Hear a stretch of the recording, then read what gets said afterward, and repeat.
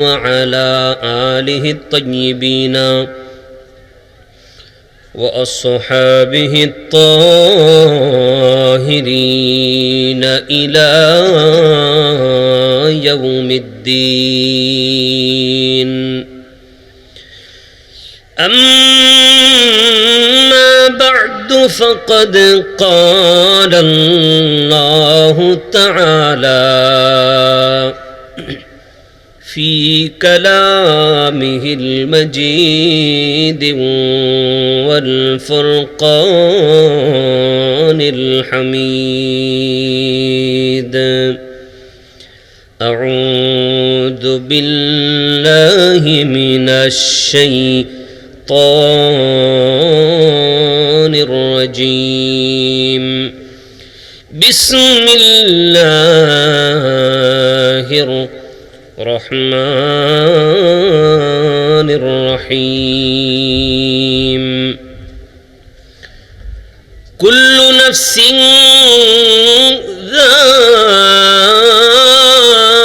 ذائقة الموت وإنما توفون أجوركم يوم القيامة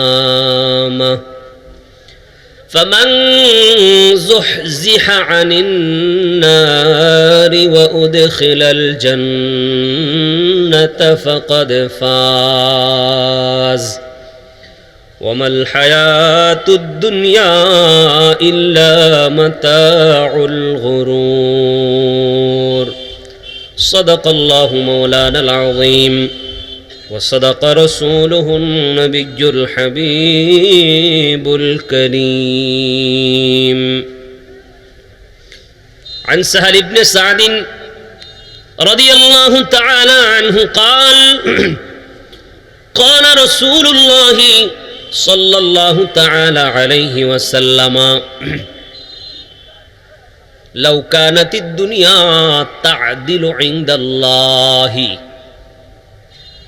جناح بعوضة ما سقى كافرا منها شربة ماء. رواه الترمذي أو كما قال عليه الصلاة والسلام. وقال تعالى في شان حبيبه آمرا ومخبرا: إن الله وملائكته يصلون على النبي يا أيها الذين آمنوا صلوا عليه وسلموا تسليما. صلاة يا رسول عليكم سلام يا حبيب الله عليكم صلاة يا رسول الله عليكم سلام يا حبيب الله عليكم. محمد مصطفى نور على نور حبيب كبرياء نور على نور. صلاة يا رسول الله عليكم سلام حبيب الله عليكم. محمد مصطفى जाने खुदा को खुदा जाने मुहम्मद मुस्तफ़ा को सलातुन या रसूल अल्लाह अलैकुम सलामुन हबीब अल्लाह सलातुन या रसूल अल्लाह अलैकुम सलामुन या हबीब अल्लाह अलैकुम. सल्लल्लाहु अला नबिय्यिल उम्मी सल्लल्लाहु अलैहि व आलिहि वसल्लम. सलातु व सलामुन अलैका सय्यदी या मक्की या मदनी या रसूल अल्लाह. মহাপবিত্র ঈদ মিলাদুন নবী সাল্লাল্লাহু তাআলা আলাইহি ওয়া আলিহি ওয়াসাল্লাম উপলক্ষে 10ম বার্ষিক সুন্নি মহাসম্মেলনের সম্মানিত সভাপতি, এই গ্রামেরই একজন সুযোগ্য সুপরিচিত আমার খুব কাছের ব্যক্তি জনাব মোহাম্মদ জুলফু মিয়া সাহেব, আজকের এই মাহফিলের প্রধান অতিথি আমার পাশে যিনি অবস্থান করেছেন জনাব মোহাম্মদ রেজাউল করিম রানা সাহেব, ব্যবস্থাপনা পরিচালক, মেঘনা automation system and engineering limited, Dhaka. আজকের এই মাহফিলের সভাপতি এবং প্রধান অতিথি, আল্লাহ পাক দুজনকে ঈমান ও আমলের উপর ইস্তিকামত প্রতিষ্ঠিত রাখুন, বলি আমিন। আজকের এই মাহফিলের প্রধান মেহমান সারা বাংলাদেশের আলোড়ন সৃষ্টিকারী হযরত মৌলানা শেখ সৈয়দ মুহাম্মদ মুকাররম বারি সাহেব, নায়েবে সাজ্জাদা নশীন দরবারে বারিয়া শরীফ, চান্দগাঁও, চট্টগ্রাম। আজকের এই মাহফিলের বিশেষ বক্তা যিনি আমার পূর্বে আলোচনা করেছেন, সুমিষ্ট ভাষী আমার বন্ধুবর, অত্র মসজিদের সম্মানিত খতিব হযরত মৌলানা কারি শেখ মুহাম্মদ মিনহাজুল আবিদিন সফুবি, বারাকাল্লাহু ফি হায়াতিহি ওয়া ইলমিহি। আজকের এই মাহফিলের আরও বিশেষ বক্তা এই গ্রামেরই কৃতি সন্তান, পশ্চিমপাড়া নুরানি জামি মসজিদের সম্মানিত খতিব মৌলানা জামাল উদ্দিন সাহেব, কারি লোকমান হোসেন আল হাসানি সাহেব, মৌলানা ওসমান ইবনে সাদির বেগ সাহেব, হযরত মৌলানা বিল্লাল হোসেন সাহেব, হযরত মৌলানা শাহাদত হোসেন সাহেব সহ উলামায়ে আহলুস সুন্নাহ ইন্তেজামিয়া কমিটি, সামনে উপবিষ্ট আল্লাহ প্রেমিক, রসুল প্রেমিক, অলি প্রেমিক, দেশ প্রেমিক, আমার কলিজার টুকরা সকল সরল মনা মুসলমান ভাইরা, পর্দার আড়ালের মা ও বোনেরা, রহিমানি ওয়া রাহিমাকুমুল্লাহ, উঁচু আওয়াজে বলুন আমিন। সমস্ত প্রশংসা আল্লাহ পাকের জন্য, যে মহান আল্লাহ তাবারকা ওয়া তাআলা আমাকে আপনাদেরকে একটি জান্নাতের বাগানে বসার তৌফিক দান করেছেন, যে মহান রব্বে করিম দয়া করে আমাদেরকে জান্নাতি বান্দাদের অন্তর্ভুক্ত করেছেন, যে মহান আল্লাহ রাব্বুল আলামিন, স্টেজ কমাও স্টেজ, যে মহান আল্লাহ রাব্বুল আলামিন আমাদেরকে সুস্থ রেখেছেন, ভালো রেখেছেন, সে মহান রব্বে করিমের দরবারে জবান খুলে উঁচু আওয়াজে সবাই শুকরিয়া আদায় করে বলি আলহামদুলিল্লাহ। অসংখ্য গণিত দরুদ ও সালাম আল্লাহর প্রিয় নবী, নূর নবী, অদৃশ্যের খবরদাতা নবী হযরত মুহাম্মদ মুস্তাফা আহমদ মুজতবা সাল্লাল্লাহু তাআলা আলাইহি ওয়া আলিহি ওয়া সাল্লামের উপর উঁচু আওয়াজে সবাই পড়ুন আমিন।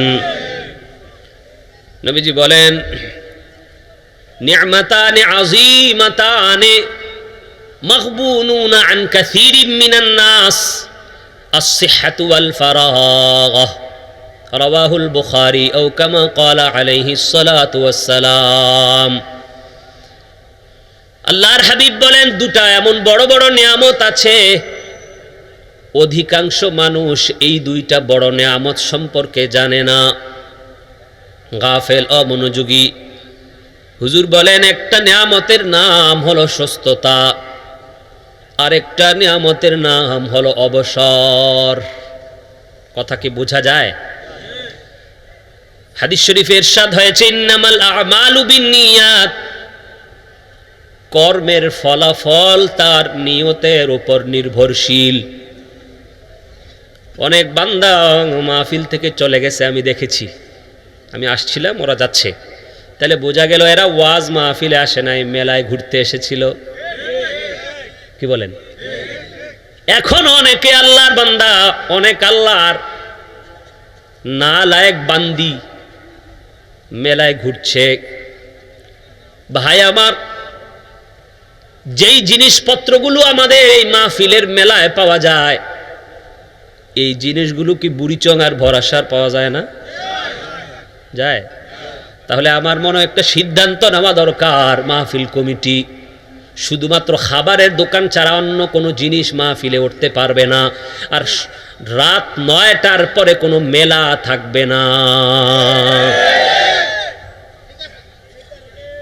প্রিয় ভাই আমার, অনেক ধরনের শ্রোতা, কেউ আসে মেলায় ঘোরার জন্য, কেউ আসে বক্তার কণ্ঠ চেক করার জন্য, আবার কেউ আসবে তাবারুকের সময় পোটলা নেওয়ার জন্য।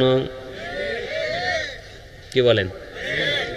যদি ইলেকশন সামনে থাকে ভোট চাওয়ার জন্য না, এরকম হয় না? অনেক রকমের শ্রোতা আছে।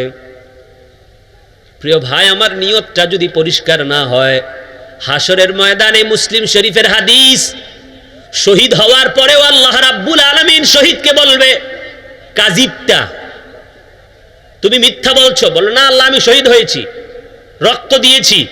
আল্লাহ বলবেন না, কাযিবতা, তুমি মিথ্যা বলছো। কোরআন তেলাওয়াতকারী, কোরআন যে নিজে শিখেছে এবং শিখিয়েছে, হাসরের ময়দানে বলবে, আল্লাহ যখন জিজ্ঞেস করবে তুমি আমার জন্য কি এনেছো, বান্দা বলবে, আল্লাহ আমি কোরআন শিখেছিলাম এবং শিখিয়েছিলাম। আল্লাহ বলবেন, কাযিবতা, তুমি মিথ্যা বলছো। আসলেই সে পড়িয়েছিল, পড়েছিল। আরেক ব্যক্তিকে ডাক দিবে, এটা হাদিস, নবীজির হাদিস, মুসলিম শরীফের হাদিস। 3 ব্যক্তি। 1 নম্বর হলো, কি বলছিলাম বলেন? না, মুখস্থ করতে হবে। অ্যাটেনশন, এই 2 কানের সঙ্গে অন্তরের কানটাও লাগাবেন। ভাই, ব্যবসার মধ্যে সময় দিচ্ছেন, চাকরিতে সময় দিচ্ছেন, বিবিকে সময় দিচ্ছেন, সন্তানকে দিচ্ছেন, আড্ডা ফাড্ডায় দিচ্ছেন, সেলফি তুলে দিচ্ছেন, বিয়ে শাদী মুসলমানি আমরা সময় ব্যয় করছি কি করছি না? কি বলেন, করছি না? আজ মরে গেলে কালকে আমার ব্যবসায় কে বসবে? অন্য কেউ। আজ মরে গেলে আমার ঘর অন্য কারো হাতে চলে যাবে, আমার দোকান অন্য কারো হাতে চলে যাবে। সুতরাং যা শুনবেন কিছু শিখে যান, কিছু মনে রেখে যান। 1 নম্বর হলো, আল্লাহর হাবিব সাল্লাল্লাহু আলাইহি ওয়াসাল্লাম বলেন, একজন শহীদ যে আল্লাহর রাস্তায় রক্ত দিয়ে, জীবন দিয়ে কুরবানি করেছেন, রক্ত দেওয়ার পর হাসরের ময়দানে আল্লাহ রাব্বুল আলামিন তাকে বলবেন, তুমি আমার জন্য কি এনেছো? ওই শহীদ বলবে, আল্লাহ আমি তোমার রাস্তায় জীবন দিয়েছি, তোমার রাস্তায় রক্ত দিয়েছি। আল্লাহ বলবে, কাযিবতা, তুমি মিথ্যা বলছো। না আল্লাহ, আমি তো রক্ত দিয়েছি। আল্লাহ বলবে, হ্যাঁ রক্ত তো দিয়েছো, কিন্তু এই জন্য দিয়েছো, তুমি মনে মনে চিন্তা করেছিলা আমি যদি রক্ত দিয়ে দুনিয়া ছেড়ে বিদায় হয়ে যায়, মানুষ আমাকে শহীদ বলবে, মানুষ আমার প্রশংসা করবে, আমি শহীদের মর্যাদা লাভ করব। আমার কাছ থেকে নিয়ামত নেওয়ার জন্য অন্তর পরিষ্কার করে শহীদ হও নাই, এই জন্য আজকে আমার পক্ষ থেকে তোমার জন্য কোনো অংশ নাই, প্রতিদান নাই। রক্ত দেওয়ার পরেও খুব মনোযোগ, আল্লাহর হাবিব বলেন, একজন কারি যে কোরআন পড়েছে, কোরআন শিখেছে, দুনিয়াতে কোরআনের খেদমত করেছে, আল্লাহ পাক রব্বুল আলামিন কিয়ামতের ময়দানে তাকে জিজ্ঞাসা করবে, তুমি আমার জন্য কি এনেছো, কি করেছো? ওই কারি বলবে, মালিক আল্লাহ আমি কোরআন শিখেছিলাম এবং আপনার বান্দা বান্দীদেরকে কোরআন শিখিয়েছিলাম। আল্লাহ বলবে, কাযিবতা, তুমি মিথ্যা বলছো। আসলেই সেই ব্যক্তি সত্য সত্য কোরআন শিখেছিল এবং শিখিয়েছিল। আল্লাহ বলবে, হ্যাঁ হ্যাঁ, এই জন্যই তুমি কোরআন শিখিয়েছিলা, মানুষ যেন তোমাকে কারি সাহেব বলে, মানুষ যেন তোমার প্রশংসা করে, মানুষ যেন তোমাকে হাদিয়া দেয়, দুনিয়ার সম্মানের জন্য, দুনিয়ার সুখ্যাতির জন্য, দুনিয়ার শান্তির জন্য, মানুষের কাছ থেকে ভাবা পাওয়ার জন্য, অথবা দুনিয়াবি কোনো উদ্দেশ্য হাসিলের জন্য তুমি কোরআন শিখেছো, কোরআন শিখিয়েছো। আমি আল্লাহকে সন্তুষ্ট করার জন্য নয়, আমার দ্বীনকে প্রসারিত করার জন্য নয়, ইখলাসের সাথে তুমি কোরআন শিখাও নাই, আমার পক্ষ থেকে নিয়ামত পাওয়ার জন্য, বিনা হিসাবে আমি আল্লাহর দ্বীনকে প্রচার এবং প্রসার করার জন্য তুমি কোরআন শিখাও নাই। আজকে তুমি দুনিয়াতে কোরআন শিখিয়েছো তা সত্য, কিন্তু নিয়ত পরিষ্কার না থাকার কারণে, আমি আল্লাহ রাব্বুল আলামিনের দরবারে ইখলাসের সাথে, একনিষ্ঠতার সাথে ইবাদত না করার কারণে, কোরআন না শিখানোর কারণে আমার পক্ষ থেকে কোনো প্রতিদান নাই। জাহান্নামে ওই ব্যক্তিকে উপর করে ফেরেশতা টেনে টেনে টেনে টেনে ফেলে দিবে। জোরে বলুন নাউজুবিল্লাহ। নাম্বার 3, একজন সম্পদশালী, আল্লাহ যাকে ধন সম্পদ দিয়েছিলেন, আল্লাহ রাব্বুল আলামিন জিজ্ঞেস করবে, হে সম্পদশালী বান্দা, তুমি আমার জন্য কি এনেছো, কি করেছো? ওই সম্পদশালী বলবে, আল্লাহ আমি তো আপনার রাস্তায় খরচ করেছি অনেক টাকা, আল্লাহ ওখানে ওখানে ওখানে ওখানে দিয়েছি, অনেক দিয়েছি। আল্লাহ বলবে, হ্যাঁ দিয়েছো, তবে তুমি মিথ্যা বলছো। কি আজীব ব্যাপার, কি বল, আশ্চর্য হওয়ার কথা না? দান করলো, আসলেই সত্যই দান করেছে, কিন্তু আল্লাহ বলছে তুমি মিথ্যা বলছো। কেন? টাকা তো দিয়েছিলা, ভোটের জন্য দিয়েছিলা, টাকা দিয়েছিলা, তুমি আমেরিকা প্রবাসী, এই জন্য মানুষ তোমার প্রশংসা করবে, অথবা না দিলে উনাপানা করবে। আছে না এরকম? অনেক আছে। দেখেন হাদিসটা নবীজি কেন বলেছেন, খামাখা বলেননি তো। আমাদের অন্তরকে পরিষ্কার করতে হবে। আল্লাহর হাবিব বলেন, আল্লাহ বান্দার পোশাক দেখে না, বান্দার চেহারা দেখে না। আল্লাহ রাব্বুল আলামিন ওয়ালাকিন ইয়ানজুরু ইলা কুলুবিকুম, আল্লাহর হাবিব বলেন, আল্লাহ রাব্বুল আলামিন তোমাদের অন্তরকে দেখে, অন্তরটা কি রকম এই অনুযায়ী আল্লাহ তোমার আমলের প্রতিদান দিবে। আমার প্রিয় ভাইরা বাবারা, আপনি নামাজ পড়েন আর কোরআন তেলাওয়াত করেন, দান সাদকা করেন, মানুষের সহযোগিতা করেন, জিয়াফত করেন, মাহফিল করেন, কোরআনের অনুষ্ঠান করেন, যাই কিছু করেন না কেন, নিয়তটা যদি পরিষ্কার না থাকে, ইখলাস যদি না থাকে, আল্লাহ এবং তার রাসূলের সন্তুষ্টির উদ্দেশ্যে যদি ওই ভালো কাজ না হয়, কিয়ামতের ময়দানে ওই ভালো কাজের প্রতিদান আল্লাহর কাছ থেকে পাওয়া যাবে না। কেননা শহীদ হওয়ার পরেও আল্লাহর কাছে কোনো প্রতিদান নাই। সম্পদশালী হাজার হাজার কোটি টাকা দান করার পরেও কোনো প্রতিদান নাই। কারি সাহেব কোরআন শিখার পরেও আল্লাহর কাছে কোনো প্রতিদান পাবে না। এই জন্য অন্তরকে পরিষ্কার করতে হবে। বুখারী শরীফের প্রথম যেই হাদিসটা আমার নবীজির হাদিসটা এনেছেন, সংকলন করেছেন, সেই হাদিসটাই হলো ইন্নামাল আমালু বিন্নিয়াত। এখন তো ভাইরাল বক্তা, ওয়াজ দাওয়াত না দিলে মানুষ হয় না। আমি বলি, ভাইরে, ভাইরাল ছাড়া যে সকল শ্রোতা প্যান্ডেলে বসে থাকে, মূলত শ্রোতা তারাই। কারণ আসলে তারা শিখতে আসে, আর যারা পরে আসবে আসলে শিখতে আসে না, চেহারা দেখতে আসে। যার অন্তর চায় যে আমি শিখবো, আমি জানবো, আমি শিখবো, যেই হোক, ছোট না বড়, কালো না সাদা, ভাইরাল না কি, দেখা দরকার নাই, আমি যাব, শিখবো। কি বলেন আপনারা? এই জন্য অন্তরকে পরিষ্কার রাখতে হবে যদি আল্লাহর কাছে আমলের প্রতিদান চান। আল্লাহ পাক রব্বুল আলামিন কোরআন শরীফে বলেন, ইয়াউমা ইয়াকুমুন নাসু লিরাব্বিল আলামিন, কিয়ামতের ময়দানে আল্লাহর সামনে বিনীতভাবে দাঁড়িয়ে যেতে হবে। সব মানুষগুলো উলঙ্গ হবে, কারো গায়ে জামা থাকবে না, নারী এবং পুরুষ কারো গায়ে জামা থাকবে না, পায়ে জুতা থাকবে না। উলঙ্গ অবস্থায় হাসরের ময়দানে আমরা সবাই দাঁড়াতে হবে। আল্লাহর হাবিব সাল্লাল্লাহু আলাইহি ওয়া আলিহি ওয়াসাল্লাম বলেন, সেই ময়দানে নারী পুরুষ সবাই উলঙ্গ হবে। হযরতে সাউদা রাদিয়াল্লাহু তাআলা আনহা, কোন হাদিস শরীফে হযরতে আম্মা জান আয়েশার কথা এসেছে, জিজ্ঞেস করলেন, ইয়া রাসূলুল্লাহ, ইয়া হাবিবাল্লাহ, ও গো নবী, নারী পুরুষ সবাই যদি উলঙ্গ হয়, নারী পুরুষ সবাই যদি উলঙ্গ হয়, কি লজ্জার কথা হুজুর, একজন কি আরেকজনের দিকে তাকাবে না? হুজুর, এটা কিভাবে সম্ভব?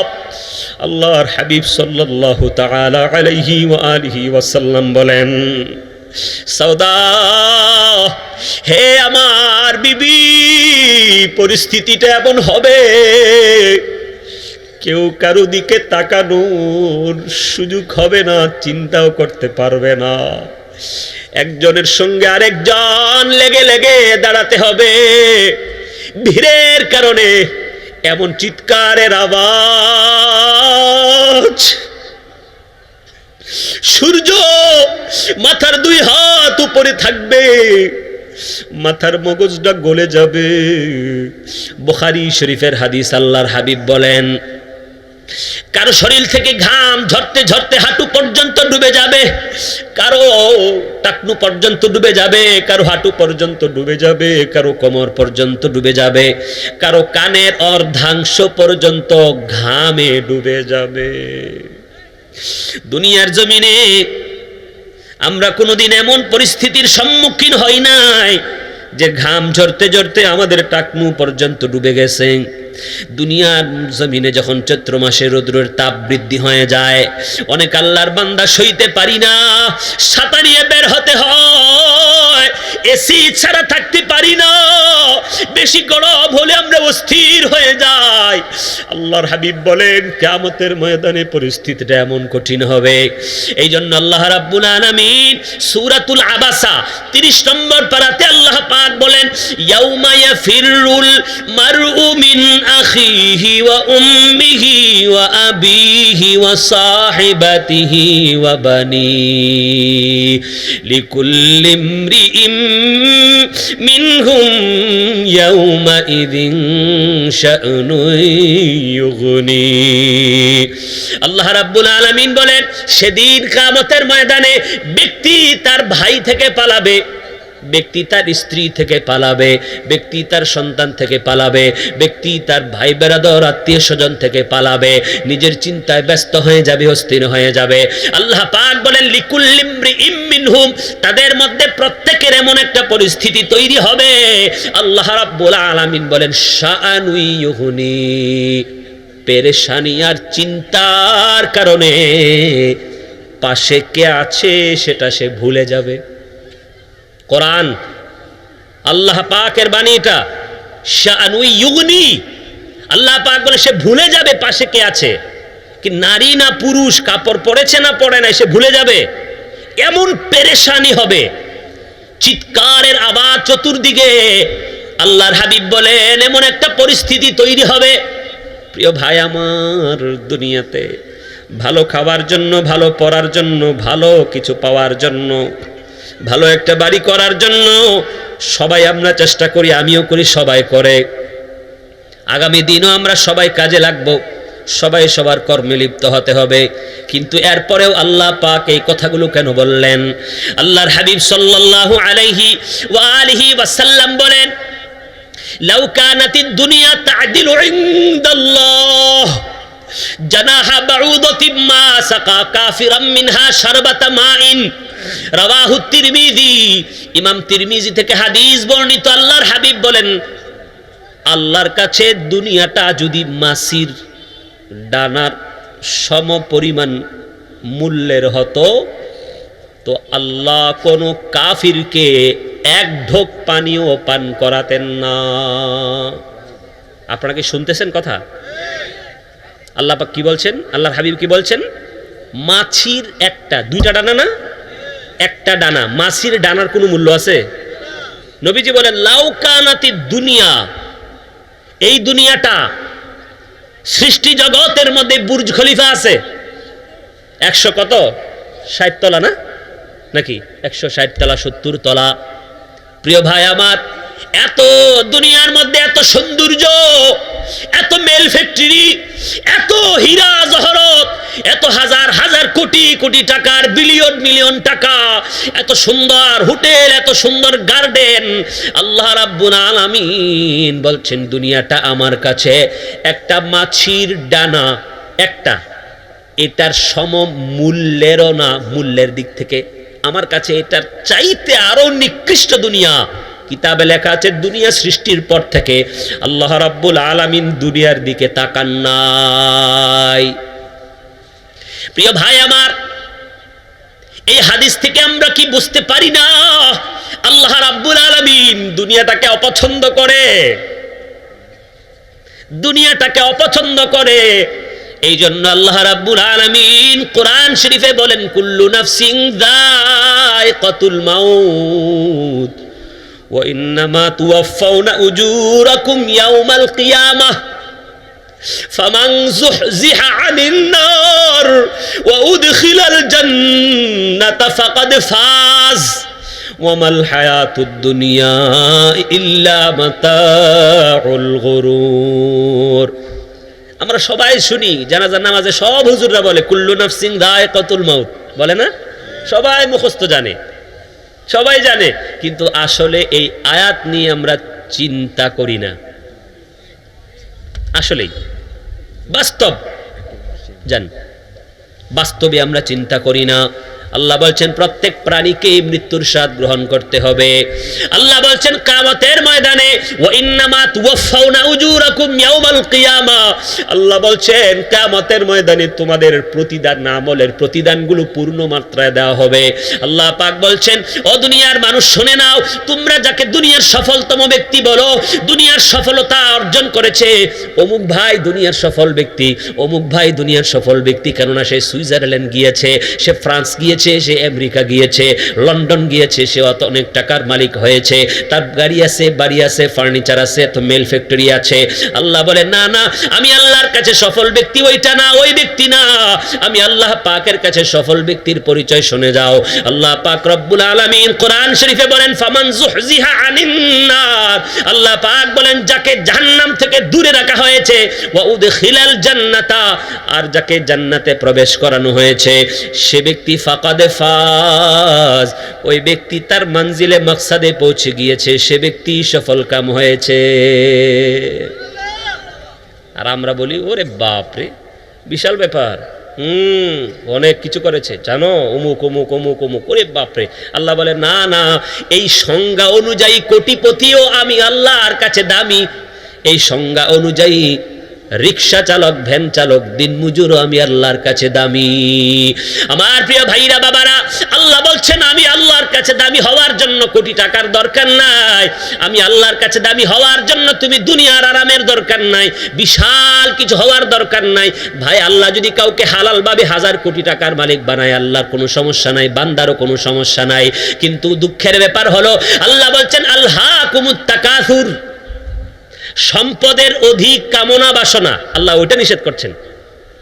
দেখেন মনো মার্কেটে যদি কারো একটা দোকান হয়, সে মনে মনে চিন্তা করে যদি আরেকটা হয়ে যেত। ভরাসা আর বাজারে যদি একটা দোকান হয়, সে মনে মনে চিন্তা করে আরেকটা যদি হইতো, 2টার মালিক হয়েছে আরেকটা যদি হইতো, 3টার মালিক হয়েছে আরেকটা যদি হইতো, স্বাদ মিটে না। বলেন বলেন, আল্লাহ সে কথাই বলছেন, আল্লাহ সে কথাই বলছেন আলহাকুমুত তাকাসুর। আল্লাহ এটা কখনো বলেন নাই তুমি উপার্জন করিও না, আল্লাহ বলেন নাই ব্যবসা ছেড়ে দাও, আল্লাহ বলেন নাই চাকরি ছেড়ে দাও, আল্লাহ বলেন নাই বনে মনে ঘুরো, আল্লাহ বলেন নাই বিবি বাল বাচ্চাদেরকে খাওয়ানো লাগবে না। আল্লাহ বলেছেন সম্পদের অধিক কামনা বাসনা করিও না। যদি তুমি অধিক সম্পদের কামনা বাসনা করো, তোমার নামাজ ছুটে যাবে, কোরআন তেলাওয়াত ছুটে যাবে, হালাল হারামের ভেদ বিচার তোমার মধ্যে থাকবে না, তোমার হাত এবং তোমার জবান আল্লাহর বান্দাকে কষ্ট দিবে। আল্লাহ বলছেন এ দুনিয়ার মানুষ, এই অধিক চাহিদা, খাওয়া দাওয়া ওটা আলাদা, খুব মনোযোগ দেন, চলাফেরা স্বাভাবিক জীবনযাপন ওটা আলাদা, ওটা করতে হবে, ওটা ফরজ, কখনো কখনো বেশিরভাগ ফরজ। কারণ বাবা যদি হয়, সন্তান বড় হবে, তার শিক্ষা দীক্ষা চিকিৎসা খাবার বাবার উপরে, বালেগ হওয়া পর্যন্ত। বালেগ হওয়ার পরে আর বাবার উপর থাকে না, মাসলা বুঝছেন? এই জন্য বালেগ সন্তান কখনোই তার বাবার মায়ের সঙ্গে খারাপ ব্যবহার করতে পারবে না, কখনোই করতে পারবে না, সম্পদ নিয়ে কাটাকাটি মারামারি ঝগড়াঝাটি করতে পারবে না। বালেগ হওয়ার পরে বাবার দায়িত্ব শেষ, জানেন প্রিয় ভাই আমার। আল্লাহ বলছে হাত্তা জুরতুমুল মাকাবির, কবরে যাওয়া পর্যন্ত এই অধিক চাহিদা, অধিক চাহিদা এটা যাবে না, শেষ হবে না। নবীজি বলছেন 2 ব্যক্তির পিপাসা কখনো নিবারণ হয় না। মানহুমান লা ইয়াশবাআন, মানহুমুন ফিল ইলমে ওয়া মানহুমুন ফিদ দুনিয়া। আল্লাহর হাবিব বলেন 2 ব্যক্তির পিপাসা কখনো নিবারণ হয় না। কয় ব্যক্তি? আপনাদের মনোযোগ নাই, বলেন কয় ব্যক্তি? মনোযোগ দিতে হবে। নবীজি বলেন 1 নাম্বার ব্যক্তি হলো দুনিয়ার লোভ লালসা যার মাথায় চেপেছে, তার পিপাসা কখনো নিবারণ হয় না। 100 কোটি টাকার মালিক মনে মনে চিন্তা করে আরো দরকার, 200 কোটি কয় আরো দরকার, 500 কোটি কয় আরো দরকার, 1000 কোটি কয় আরো দরকার, আরে 2000 কোটি কয় আরো দরকার, কয় ব্যাংক খালি কইরা পালা। কথা কোন ভাই, তোর কত টাকা দরকার? যদি বলা হয় ভাই 500 টাকার নোট তুমি মরণ পর্যন্ত চাবাইতে থাকো, কি বলেন? 2-2.5 কোটি টাকা কি চাবাই শেষ করা যাবে? যদি বলা হয় ভাই রে তার মালিকানায় যত টাকা আছে কবরটাকে ভরপুর করে দাও, আমার মনে হয় কি বল এরকম কয়েকশো কবর লাগবে। ছি ছি ছি। আমার নবী বলেছেন দেখো ও নবীর উম্মতের দল, আল্লাহর হাবিব বলেন 2 ব্যক্তির পিপাসা নিবারণ হয় না। এক ব্যক্তি যার লোভ লালসা চেপেছে, দরকার আরো দরকার আরো দরকার আরো দরকার, নবী কয় তার পিপাসা নিবারণ হবে না যতক্ষণ আজরাইল আইসা চাপ না দিবে। আরেকজন হলো কে? ও মানহুমুন ফিল ইলমে, যে ব্যক্তি জ্ঞান পিপাসু, জ্ঞান অর্জন করতে চায়, সে অনেক কিছু জানে, কয় হয় নাই, আরো জানলো হয় নাই, তার পিপাসা নিবারণ হয় না, জানতে চায় জানতে চায় জানতে চায়, শুয়ে আছে অসুস্থ হাসপাতালে, এরপরে ওকে আমার একটা কিতাব দে, ভালো লাগে না। বুঝছেন? তাহলে বোঝা গেল 2 ব্যক্তির পিপাসা কখনো নিবারণ হয় না। আমরা কোনটার মধ্যে থাকব? ইলমে দ্বীন শিখার মধ্যে থাকব। অধিকাংশ মানুষ কিয়ামতের ময়দানের ভয়াবহ দৃশ্যের কথা জানে না। একটাবার চিন্তা করো, যেই ময়দানটা আমাদের জন্য এমন কঠিন হবে, একটু আগে বলেছিলাম উলঙ্গ থাকবো, জুতা থাকবে না, 2 ধনুক চিনেন তো? মনোযোগ দিচ্ছেন তো? আমার মনে হয় 4 হাত সর্বোচ্চ, ধনুক বাঁকা করলে তো একটু কমে যায় না, সোজা করেন তাহলে 2 2 4 ধরেন 5 হাত উপরে সূর্য, আল্লাহ আল্লাহ আল্লাহ আল্লাহ, 5 হাত উপরে সূর্য। একটু মনোযোগ, দুনিয়ার জমিন থেকে দুনিয়ার সূর্য যেটা এখন আছে 9,30,00,000 মাইল দূরে, ঠিক না? এরপরে শোনেন,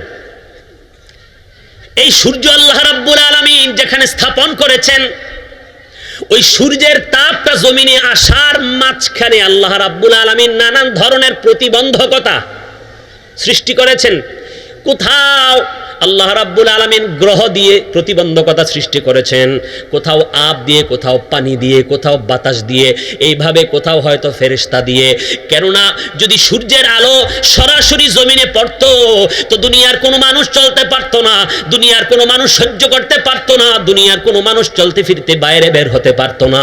আল্লাহ রাব্বুল আলামিন এই সূর্যটাকে এত সুন্দর করে স্থাপন করেছেন যে বান্দার শরীরের জন্য যতটুকু প্রয়োজন ততটুকু আলো আল্লাহ সূর্যের মাধ্যমে দিচ্ছে। আমাদের মানব দেহের জন্য সবচাইতে দামি এবং মূল্যবান এবং বেশি প্রয়োজন কোন জিনিসটা বলতে পারবেন? মানব দেহের জন্য রাইট, জাযাকাল্লাহ, সবচেয়ে বেশি গুরুত্বপূর্ণ কি?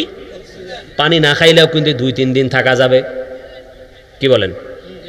খাবার না খাইলেও 1 সপ্তাহ থাকা যাবে, 10 দিন 10-15 দিন 1 মাস মোটামুটি কঙ্কাল হয়ে যাবে, থাকা যাবে। কিন্তু 2 মিনিটের জন্য যদি অক্সিজেনটা বন্ধ হয়ে যায় সব শেষ।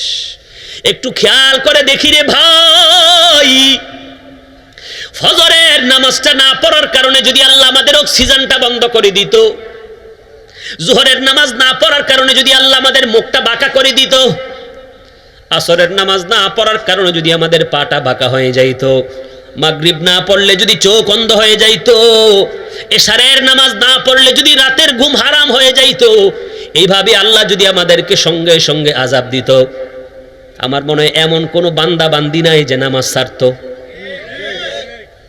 সব পড়তো, সব। কারণ 2 মিনিটের শ্বাস প্রশ্বাস যদি বন্ধ হয়ে যায় ওলট পালট হয়ে যাবে, জিন্দেগি ওলট পালট। একটু খেয়াল করে দেখেন, একটু চিন্তা করে দেখেন, আল্লাহ রাব্বুল আলামিন আমাদেরকে কত মহব্বত করে, কত ভালোবাসে। গুনাহের পর গুনাহ, গুনাহের পর গুনাহ, গুনাহের পর গুনাহ করে যাচ্ছি। রাত্র 12টা 1টা 2টা পর্যন্ত সিনেমা, রাত্র 12টা 1টা 2টা পর্যন্ত মোবাইলে অন্যায় কাজ, অন্যায় কাজ, অন্যায় কাজ। হায় হায়, ফজরের নামাজ কতদিন ঘুমের ঘরে শুয়ে শুয়ে কাটিয়ে দিলাম। হায়, ঘুম থেকে ওঠার পরে 7টা বাজে দেখি আল্লাহ রাব্বুল আলামিন আমার রিজিকের ব্যবস্থা করে, নাস্তার ব্যবস্থা করে টেবিলে রেখে দিয়েছে। যে মহান আল্লাহ রাব্বুল আলামিন তোমাকে আমাকে এত মহব্বত করে, এত অন্যায় এত গুনাহ, এত নাফরমানি করার পরেও আল্লাহ আমাদেরকে শাস্তি দেয় না। একটু খেয়াল করে দেখো, একটু আগে হাদিসটা পড়ে আসলাম। আল্লাহর হাবিব বলেন কিয়ামতের ময়দানে দুনিয়ার 50,000 বছর হবে হাসরের দিনের একদিন। আহা,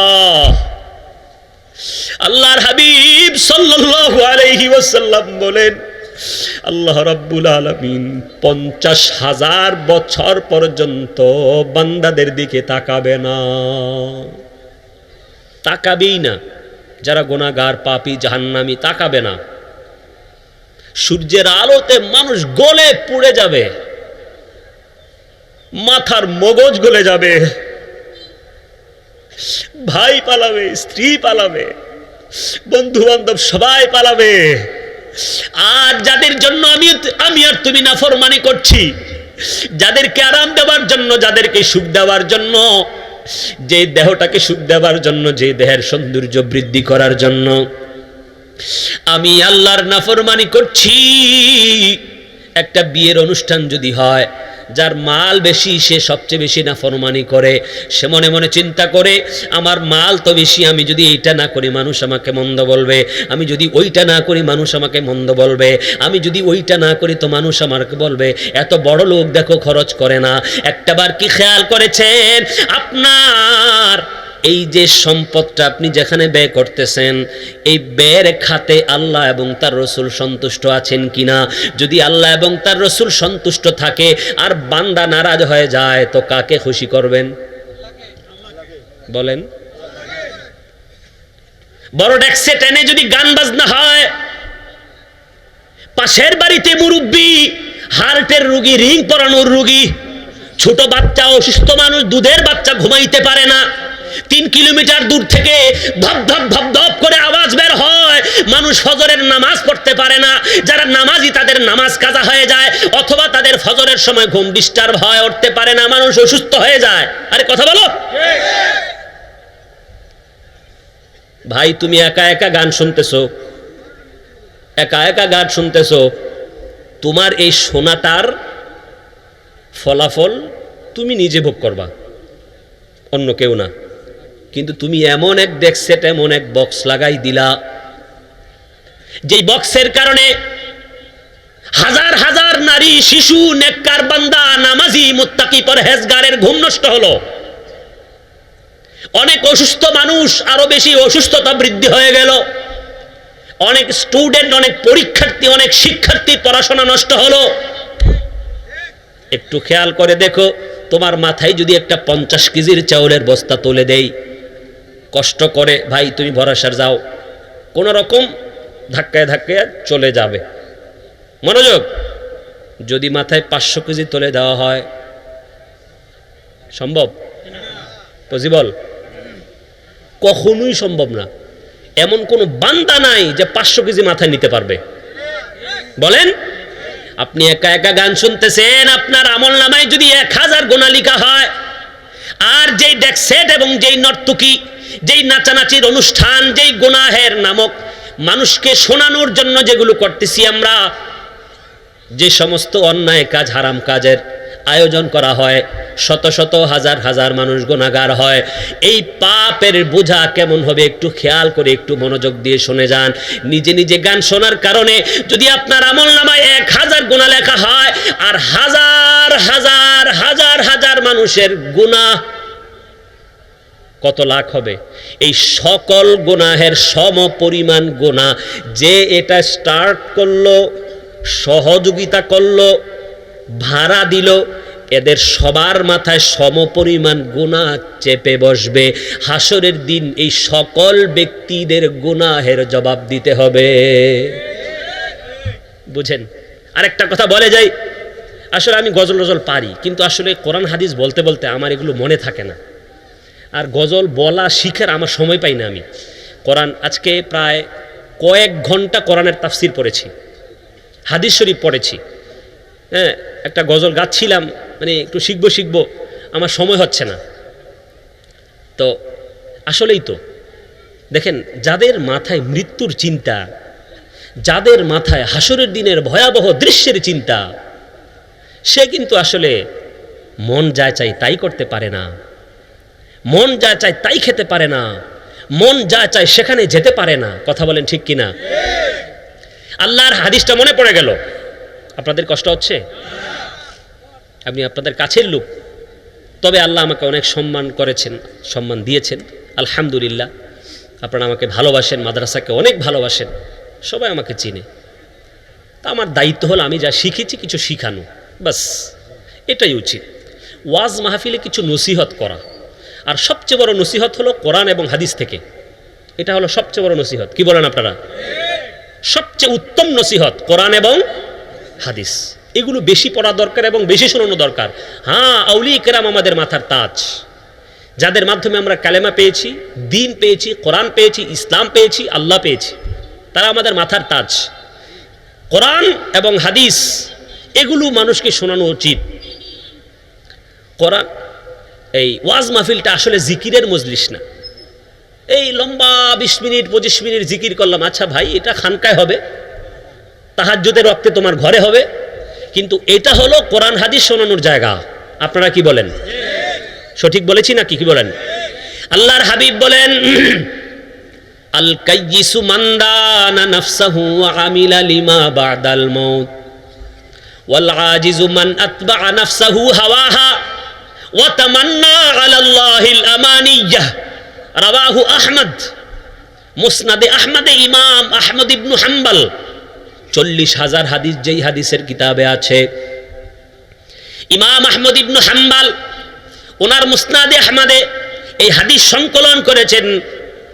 আল্লাহর প্রিয় হাবিব সাল্লাল্লাহু তাআলা আলাইহি ওয়াসাল্লাম বলেন, বুদ্ধিমান তো ওই ব্যক্তি যে তার নফসকে আয়ত্তে রাখে, তার নফসকে কন্ট্রোল করে, এবং ওয়া আমিলা লিমা বাদাল মাউত, মৃত্যুর পরবর্তী জীবনের জন্য আমল করে।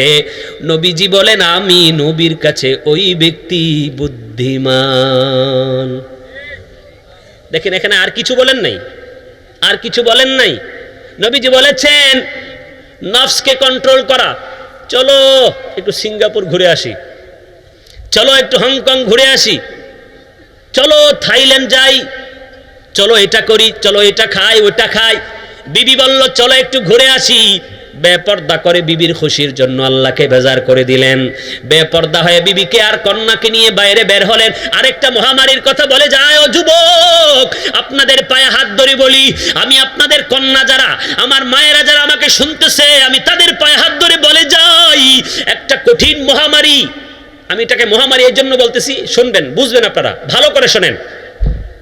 অযথা যারা ছবি তোলে, অযথা যারা ভিডিও করে, অযথা যারা শরঈ কারণ ছাড়া, আমাদের ইসলামী শরীয়তের অনুমতি ব্যতীত কেউ যদি ছবি তোলে আর ভিডিও করে, ভালোভাবে শোনেন, নবীজি বলেন, ইন্না আশাদ্দান নাসি আযাবান ইয়াউমাল কিয়ামাতি আল মুসাউয়িরুন। হাদিস, নবীজি বলেন কিয়ামতের দিন ওই ব্যক্তিদের সবচেয়ে বেশি শাস্তি হবে যে ব্যক্তি ছবি তুলে এবং ছবি তোলায়। কথা কি বুঝতে পারছেন? আচ্ছা, ধরে নিলাম আপনি একটু সময়ের জন্য একটা ছবি তুললেন, একটু পরে এটাকে আপনি আবার ডিলিট করে দিলেন। আচ্ছা, একজন পুরুষ মানুষ যদি ফেসবুকে একটা ছবি তুলে এটাকে যদি ফেসবুকে পোস্ট করে দেয়, খুব মনোযোগ, আজকে আমাদের পৃথিবীর মধ্যে টিকটক আছে না? আছে, নাউযুবিল্লাহ মিন যালিক, এমন ভাবে মহামারী আকার ধারণ করেছে, শুধু পুরুষ ভাইয়েরা না, নারীরা, কন্যারা, পুত্রবধূ পর্যন্ত টিকটকের মধ্যে লিপ্ত হয়ে গেছে। আমি নিজের কানে শুনেছি, পুত্রবধূ টিকটক করতে করতে করতে করতে ইনকাম ভালো হয়েছে, জামাই সাইরা দিছে। আসছে, আমার কানে আসছে। প্রিয় ভাই আমার, পায়ে হাত ধরে বলি, ও আল্লাহর বান্দা বান্দিরা, হে আমার যুবক ভাইয়েরা, হে আমার মায়েরা, হে আমার বোনেরা, আমি আপনাদের পায়ে হাত ধরে বলি, যেই ভিডিওটা আপনি ফেসবুকে পোস্ট করলেন, যেই ভিডিওটা আপনি ইউটিউবের মধ্যে, টিকটকের মধ্যে পোস্ট করে গেলেন, এই ভিডিওটা আপনার ইন্তেকাল হয়ে যাবে। আপনাদেরকে মনোযোগ নাই? শুনতেছেন? হ্যাঁ, আর অবশ্যই অবশ্যই। জি,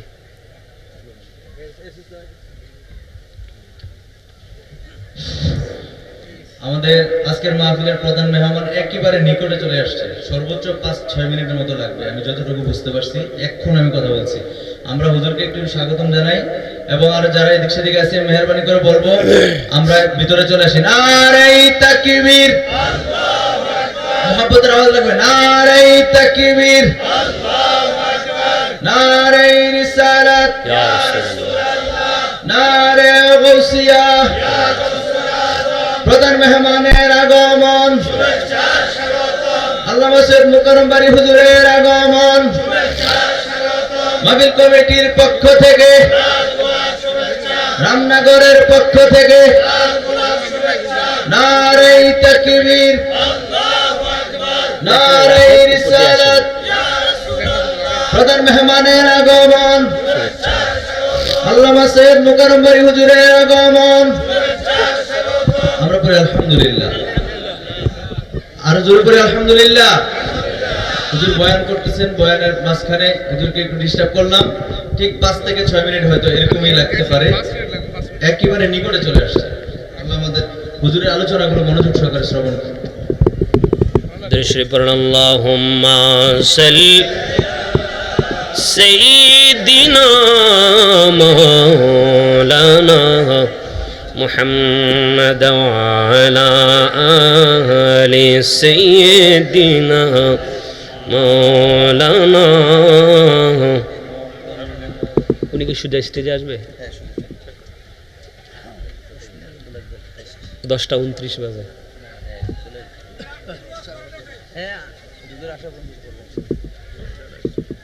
আচ্ছা, যাই হোক, আপনাদের কি খারাপ লাগতেছে? আল্লাহর হাবিব বলেন, ওয়াল আজিজু মান আতবা নাফসাহু হাওয়াহা ওয়া তামান্না আলাল্লাহিল আমানিয়া। ওই ব্যক্তি পরাজিত, ওই ব্যক্তি ক্ষতিগ্রস্ত যে ব্যক্তি তার নফসকে কামনা বাসনার আনুগত্য করায়, অর্থাৎ মন যা চায় তাই করে, মন যা চায় তাই বলে, মন যা চায় তাই খায়, মনে যা চায় তাকেই থাপ্পড় মারে, মনে যা চায় সেখানেই কলম খোঁচা দিয়ে মানুষের হক নষ্ট করে। আছে না নাই? নবীজি বলেন, আমি নবীর কাছে ওই ব্যক্তি পরাজিত, ওই ব্যক্তি ক্ষতিগ্রস্ত, ওই ব্যক্তি সফল কাম নয় যে তার নফসকে অনুসরণ করে, ধর্মকে অনুসরণ করে না, কোরআনকে অনুসরণ করে না, হাদিসকে অনুসরণ করে না, নবীর সুন্নাতকে অনুসরণ করে না, আউলিয়া কিরামদের চরিত্রকে অনুসরণ করে না। কথা তো বেশি, কোন দিক থেকে কোন দিকে চলে যায় মাফ করবেন, কারণ সময় কম। আসলে একটা সময় বেঁধে দেওয়া দরকার ছিল আমাকে, কারণ আমি তো পড়াশোনা করে আসছি কিছু শোনানোর জন্য। প্রিয় ভাই আমার, বাবা শাহজালাল কি কোনোদিন নামাজ কাজা করেছেন? আসতে বলেন কেন, জোরে বলেন। খাজা মুঈনুদ্দিন চিশতি আজমিরি সঞ্জারি, তিনি কি নামাজ কাজা করেছেন? কোনোদিন কি তিনি বেপরদা হয়েছেন? কোন আল্লাহর ওয়ালি যারা শরীয়তের পাবন, যাদেরকে আমি কারামতলা দেখেছি, তারা কখনো বেপরদা হয়ে কোনো মহিলার সামনে যায় নাই, তারা কোনো দিন নামাজ কাজা করে নাই, জামাত তরক করতেও আমি দেখি নাই। মূলত আল্লাহর ওয়ালি হয় তখন যখন তাদের আমল পরিপূর্ণ হয়। আর এখনের আল্লাহর ওয়ালি হইল জন্মের পর থেকে খাজা বাবা। কষ্ট নিবেন না, পীরের ছেলে পীর, খাজার ছেলে খাজা। আমি একজন পীরের মুরিদ, আমার দরবার এখানে, সবাই চিনেন আমাকে। সুতরাং কালকে সকালে যদি কয় হুজুরি দিয়ে আমরার বিরুদ্ধে কয়ে গেল, না, অসম্ভব। খুব মনোযোগ, পীরের ছেলে পীর হয় না, খাজার ছেলে খাজা হয় না, অলির ছেলে অলি হয় না। কথা বলেন ঠিক কিনা? 5 ওয়াক্ত নামাজ লাগবে, পর্দা লাগবে, হালাল হারাম বেচে খাইতে হবে, জামাত তরক করা যাবে না। যদি সুন্নি ইমাম হয় জামাত তরক করা যাবে না, কোনো মহিলার সামনে বেপরদা হয়ে বসা যাবে না, কোরআন শরীফকে বিশুদ্ধভাবে জানতে হবে, জালালাইন শরীফ, মিশকাত শরীফ পড়তে জানতে হবে, কোনো ভক্ত বা মুরিদ যদি কোনো মাসালা জিজ্ঞাসা করে, একজন বক্তার সাথে আমি চলতাম, নাম বলবো না, গীবত হয়ে যাবে, বড় শায়েখ, একজন এসে একটা মাসলা জিজ্ঞাসা করছে, কয় আমি তো মুফতি না। তো যদি উনি মাসালার জবাব না দিতে পারে তো শায়েখ হলো কিভাবে, পীর হলো কিভাবে? যিনি পীর হবে তিনি মাসালার সমাধান দিতে জানতে হবে, কিতাব পড়তে জানতে হবে, কোরআনকে সহি করে পড়তে জানতে হবে। যদি কোরআন সহি করে না পড়তে পারে, কিতাব না পড়তে পারে, বেপরদা করে, খুদার কসম পীরের ছেলেও যদি হয়, সারা দুনিয়ার সবচেয়ে সুন্দরও যদি হয়, কোনোদিন তাকে ওলি বলা যাবে না, ওলি বলা যাবে না, ওলি বলা যাবে না। সূরাতুল ফাতিহা জিজ্ঞাসা করলে সূরা ফাতিহা বিশুদ্ধভাবে পড়তে পারবে না। খুব মানে এত যন্ত্রণা অন্তরে, এত কষ্ট, এত ব্যথা হয় মাঝে মাঝে। সাধারণ মানুষ, এটা তো ইলেকট্রনিক যুগ, এটা টেকনোলজির যুগ, এটা জ্ঞানের যুগ, এটা শিক্ষার যুগ। কথা বলেন, জ্ঞানের মাধ্যমে এখন যুদ্ধ হয়, কি বলেন তাই না? তলোয়ার দিয়ে এখন যুদ্ধ হয় না, জ্ঞানের মাধ্যমে। এই জমানায় এসেও যদি মানুষ সূরা ফাতিহা ঠিক মতো পড়তে জানে না, পীর হয় কিভাবে বলেন? সে কি মাসালার সমাধান দিবে বলেন? যে সূরাতুল ফাতিহা পড়তে জানে না, ইলমে তাজভিদ। আমার মাদ্রাসায় 10 বছরের একটা ছেলে কোরআন সহি করে পড়তে পারে, একটা 10 বছরের বাচ্চা কোরআন সহি করে পড়তে পারে। আর যিনি পীর হবে তিনি যদি বলে এটা আমার তরিকত, তুমি বুঝবা না এটা তরিকত, বলেন এটা তরিকত? যে কোরআন ভালো করে জানে না, যে হাদিস জানে না, যে তাফসীর জানে না, একটা মাসলা জিজ্ঞাসা করলে এটার উত্তর দিতে পারবে না। খবরদার, খবরদার। নবীজি বলছেন ওয়াতামান্না আলাল্লাহিল আমানিয়া, এমন অবান্তর আল্লাহর কাছে কামনা বাসনা করে, এমন অবান্তর দোয়া চায় যেটা আল্লাহ পছন্দ করে না। অবান্তর দোয়া চায়, খোদা তুমি আমারে কোটিপতি বানাও, খোদা তুমি আমারে এই বিল্ডিংটার মতো একটা বিল্ডিং বানায় দাও, খোদা তুমি আমার এইটা দাও ওইটা দাও, খালি দুনিয়াবি দুনিয়াবি। আল্লাহ কয় না, আমি এটা পছন্দ করি না। আল্লাহ পাক বলেন মান কানা ইউরিদুল হায়াতাদ দুনিয়া, মান কানা ইউরিদু হারসাল আখিরাতি নাজিদ লাহু ফি হারসি ওয়া মান কানা ইউরিদু হারসাদ দুনিয়া নুতিহি মিনহা وما له في الآخرة من نصيب।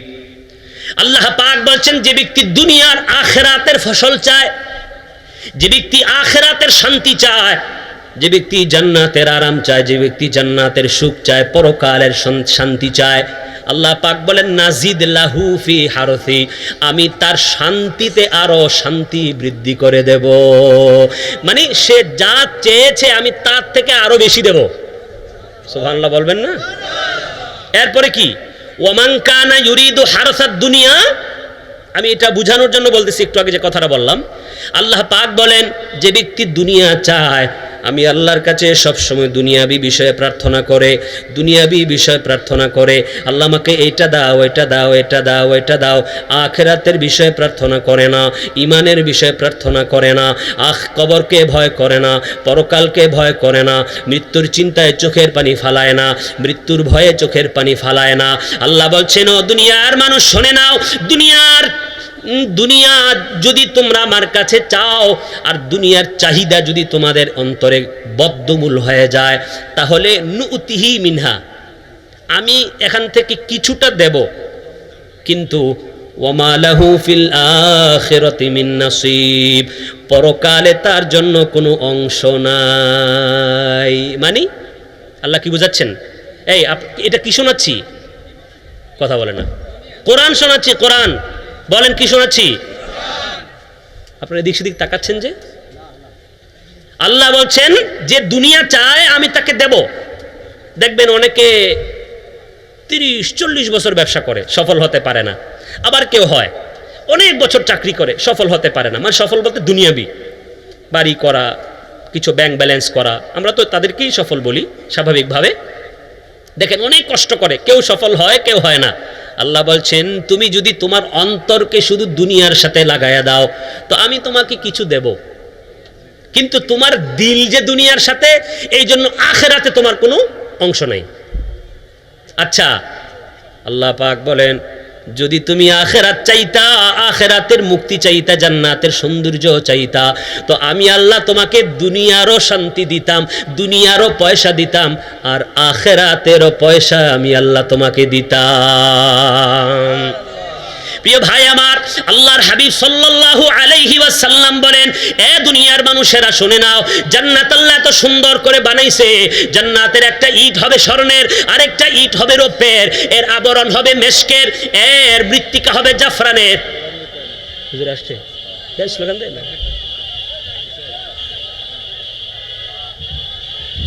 নারাই তাকবীর। শ্রোতারা তো কথা বলা উচিত, সবাই বলেন আলহামদুলিল্লাহ। আরেকটা বার বলেন আলহামদুলিল্লাহ। আমরা তো এই এলাকার হুজুর মেহমান, সারা বাংলাদেশের সুপরিচিত যুবকদের আইডল, আল্লাহ পাক হুজুরকে নেক হায়াতে। তো আমি কি হুজুর 5 মিনিট শেষ করে দেব? না না,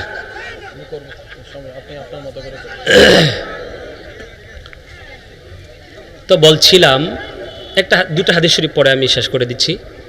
হুজুর বলেন ইগতানিম ইয়াইযুহু লিরাজুলিন, নবীজি বলেন এক ব্যক্তিকে বলতেছেন তুমি 5টি জিনিসের আগে মূল্যায়ন করো। শাবাবাকা কাবলা হারামিক, তোমার যৌবনকালকে বার্ধক্য আসার পূর্বে মূল্যায়ন করো। ওয়াসিহহাতাকা কাবলা সুকমিক, তোমার অসুস্থতা আসার পূর্বে তোমার সুস্থতাকে মূল্যায়ন করো। ওয়াগিনা আকা কাবলা ফাকরিক, তোমার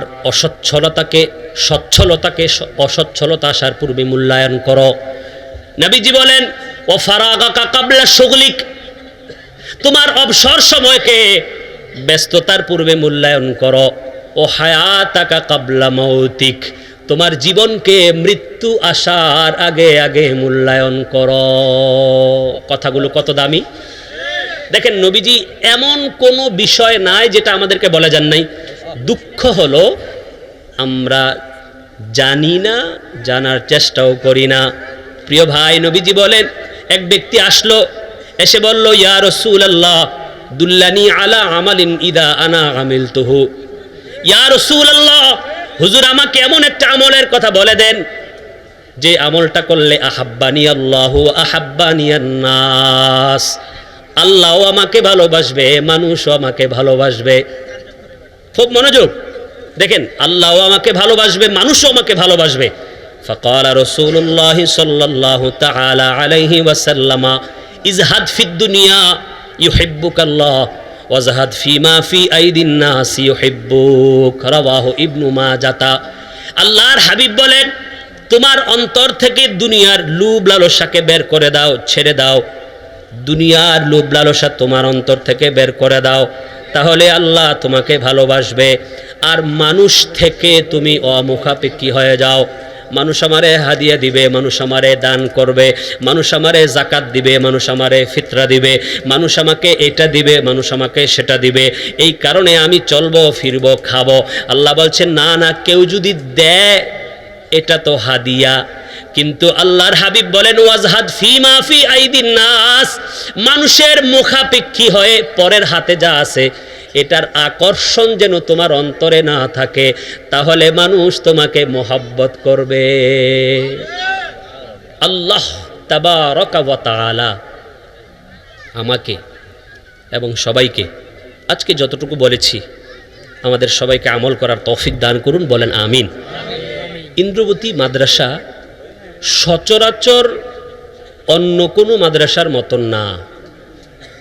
আপনারা আলিয়া মাদ্রাসা বা আশেপাশে অনেক প্রাইভেট মাদ্রাসা পাবেন যেখানে নুরানি, হিফজখানা, ইবতিদায়ী বা আলিয়া মাদ্রাসার পদ্ধতিতে কিছু পড়ানো হয়। বিশেষত আমাদের সুন্নি জামাতের যে সকল মাদ্রাসাগুলো আছে, কওমি তো আলাদা সিলেবাস, কিন্তু আমাদের প্রতিষ্ঠানটি একটি দরসে নিজামি প্রতিষ্ঠান। পাশে এই প্রতিষ্ঠানটিতে যোগ্য, শক্ত, নেককার আলেম তৈরি হওয়ার সম্ভাবনা আছে। আমি কয়েকটি কথা বলব। এখনকার ছেলেরা মোবাইলে আক্রান্ত।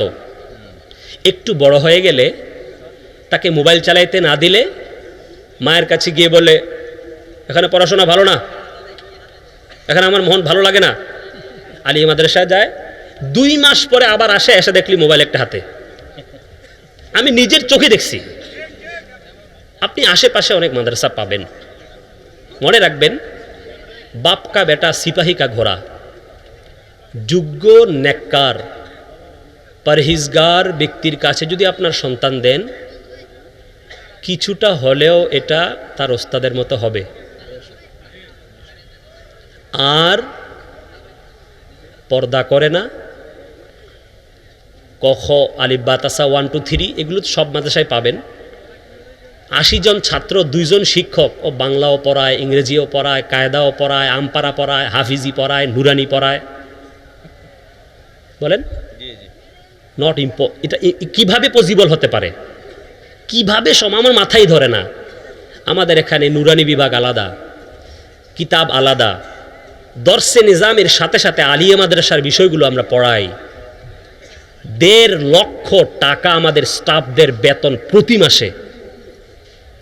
বিশ্বাস হয়? যদি আলহামদুলিল্লাহ আমাদের এখানে 2-3 বছর পড়ার পর কেউ যদি বলে যে সে সুন্নি হয় নাই, তো কান কেটে ফেলে দেব। কারণ আলহামদুলিল্লাহ আমাদের এটা আলা হযরতের একটা মার্কাজ। যিনি আমার পীর মুর্শিদ, তিনি 17 বছর ভারতে ছিলেন এবং বারেলী শরীফে ফার্স্ট ও লাস্ট একদম পরিপূর্ণ দাওরা শেষ করেছেন উনি, পরিপূর্ণ বারেলী শরীফে। এবং ওখানে উর্দু ভাষীদেরকে উনি উর্দু পড়িয়েছেন, ফার্সি পড়িয়েছেন, আরবি গ্রামার শিখিয়েছেন। উত্তরপ্রদেশে ওনার শরীরের ওজনটা 43 কেজি। আমি একদিন ডাক্তারের কাছে গেছিলাম ওনারে নিয়ে, তো বলে আপনি দাঁড়ান, মিটার দাঁড়াইলেও দেখলাম যে 43 কেজি। তো আমি অনুরোধ করব, দেখেন সুন্নিয়াতের খুঁটি হলো আলেম। যদি আলেম থাকে, সুন্নিয়াত থাকবে। এই ওয়াজ মাহফিল আর খানকা এগুলো দিয়ে মূলত কিন্তু সুন্নিয়াত কায়েম হবে না। এই ওয়াজ মাহফিল এবং খানকা চালানোর মতো যোগ্য ব্যক্তি তৈরি করতে হলে সুন্নি দর্শে নিজামি মাদ্রাসা দরকার। আপনারা কি বলেন আমরা জানি না।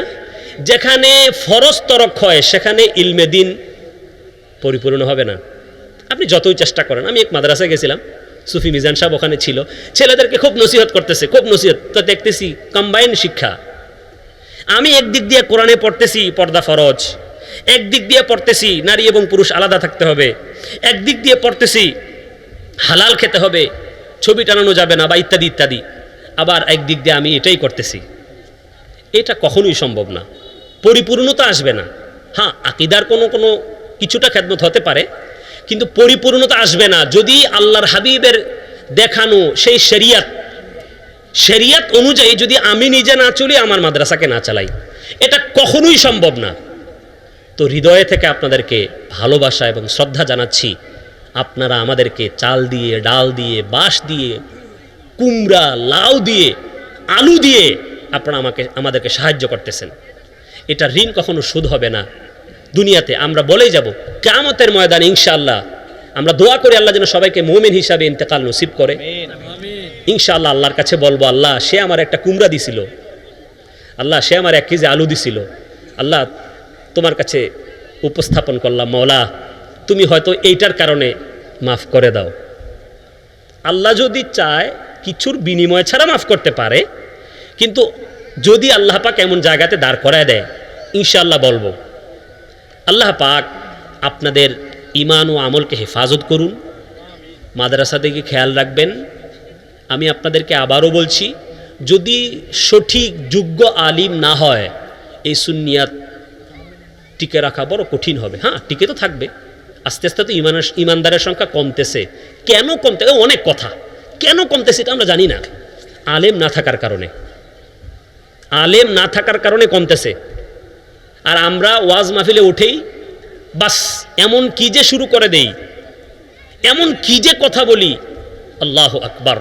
আপনি দেখেন ওরা কিভাবে কথা বলে, ওরা কত স্মার্ট ল্যাঙ্গুয়েজ ব্যবহার করে, তাদের ভাষা কত সুন্দর, তাদের কোরআন তেলাওয়াত কত মিষ্টি, একটু খেয়াল করেন না আপনারা?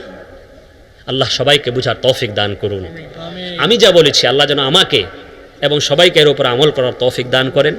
ও আখিরুদ দাওয়ানা আনিল হামদুলিল্লাহি রাব্বিল আলামিন। ওয়াসসালামু আলাইকুম ওয়া রাহমাতুল্লাহ।